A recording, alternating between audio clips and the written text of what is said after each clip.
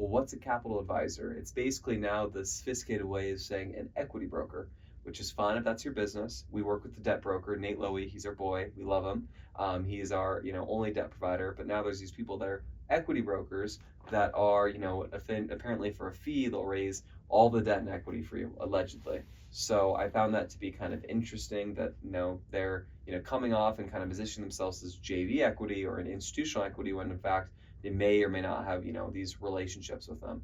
Yeah, the reason why equity brokers get a bad rap, because if they do a good job, there's nothing wrong, right? But the reason why they get a bad rap is, like you said, either they posture themselves as not being a broker and they kind of make themselves out to be, oh yeah, well, we're an equity source, we're an equity provider. Well, are you an equity provider or actually an intermediary?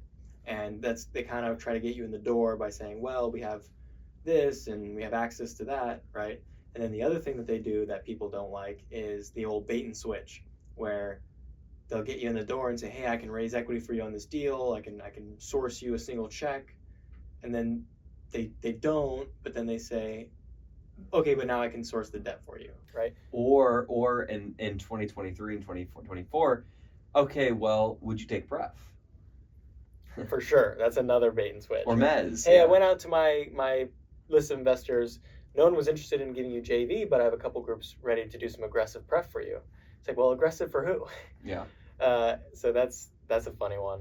But yeah, it's important to know who the good equity brokers are, build a relationship. And that's the thing. At the end of the day, why do we do this podcast? Why do we go to events? Why do we, do all the things that we spend literally thousands of dollars? Yeah. It's for relationships. Yeah. So to think that you could simply hire an equity broker to circumvent that process and just magically provide relationships to you, it's just not how it works. At the end of the day, an equity broker can be useful, but if you don't end up being of the quality and have the skills to build a relationship with that end equity provider, it's not going to work out.